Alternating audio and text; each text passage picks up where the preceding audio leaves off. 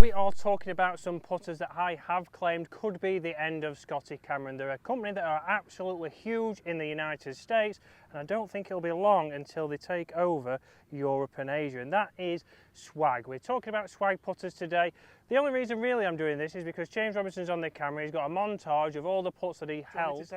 Unfortunately, yes, you probably will have to send him it. James putted absolutely fantastic at the beautiful Paynes Valley with this putter right here, the Handsome 2 Swag putter. I had the Boss putter, which is here. Again, milled putter, but one big thing that is very interesting about this company is they actually have their own factory that mill other branded putters as well. So they're a company that are very big into the milling process. They are a brand that are not just doing their own putters, but they are also helping manufacture other putters.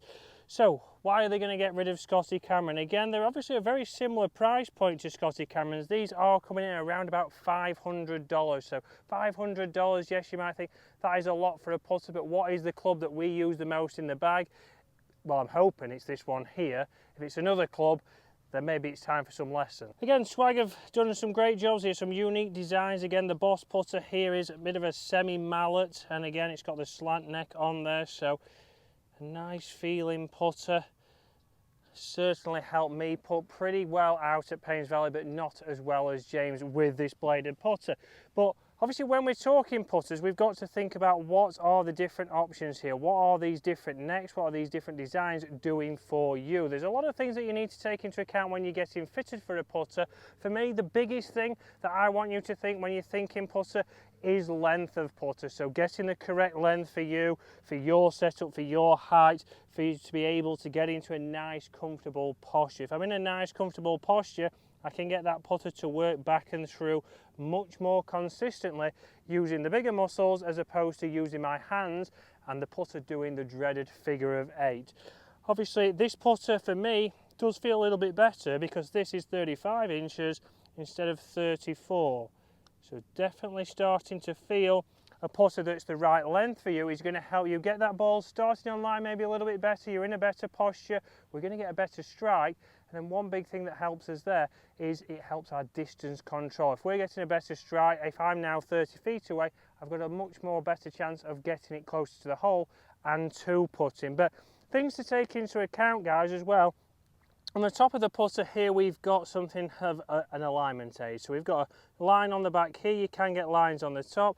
Again, on the Boss putter, we'll see we have a bigger line on there, and it's something that can help you aim better to start with. So if you're somebody who doesn't line the ball up or doesn't want to line the ball up, they feel like that slows you down, getting something that helps you visually get that putter lined up better can help you starting your putts on line and get it going closer to start with. It's all down to percentage make. Yes, from there around about 7 feet, the tour average is 50%, or just better than 50% make rate. So for yourself, if you're an everyday golfer, it's going to be higher than that. So don't beat yourself up on those ones. What I want you to do is think about what putter you have got that's going to help you from this distance here. So from 20, 30 feet away, what's going to help you get closer to that hole? And this is where when you go for a putter fitting or you're thinking about getting a putter, get it out on a putting green and start to see how it helps you with your pace. If you're somebody who brings out a putter and still does this, oh yeah, it felt great inside, I've rolled it really nice on that artificial turf, and then get out here and do that, well, I had good control inside, but I've actually de-greened that and I didn't feel like I hit it too hard. That's not going to help you. That's not going to help you lower your scores. And for me, this is where we need to get the right length, get into that good posture, and start to be consistent with your pace and stop 3-putting. So there for me, that's just got to around about 3 feet away, which would be tour average. So you might think, oh, that's a little bit too short, that's not very good.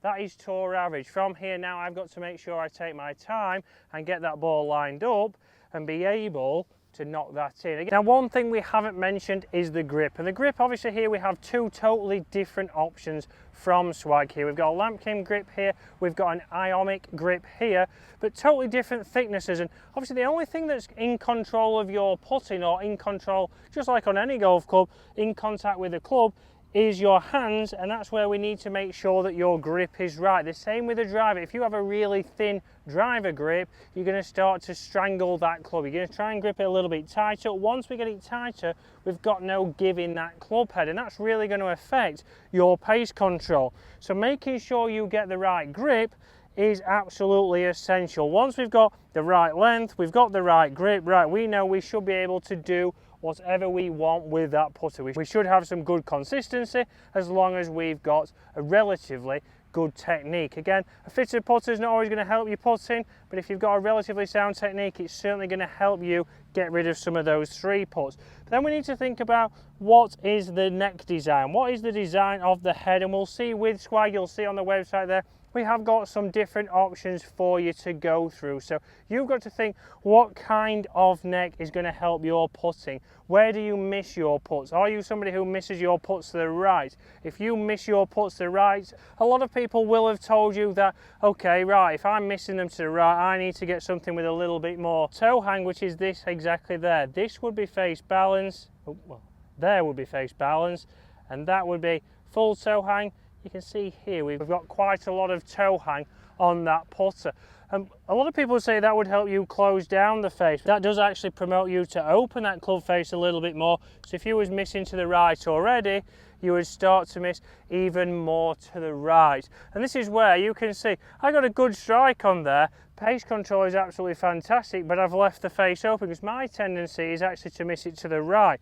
And if I was, for example, to have this putter right here, you can see it has a little bit more toe hang. So it has a little bit more toe hang than the blade, and this would encourage me even more so to miss to the right. But you'll see this is why it is so important to make sure you get the right neck design and the right putter head to be able to get you to stop three putting, give yourself a few more chances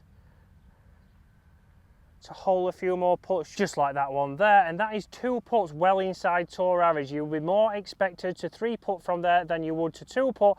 I've managed to get a 2 putt there, I've managed to get a 1 putt, and that's because I've got a putter now. I like a milled face, I have good distance control with that, but what else do we need to think about? But make sure you get it the right length, make sure you pick the right grip, then make sure you've got the right design that's not going to help you make your bad patterns even worse. Guys, hope you've enjoyed that. Comment below, have you got a Swag putter? Have you tried the Swag putters? Would you go for something at this price? Again, these putters are a very similar price to a driver, but this is the club that you should be using the most in your golf bag. But if you get the right one, you can hopefully shave some shots off your scores next year and help you get that handicap down.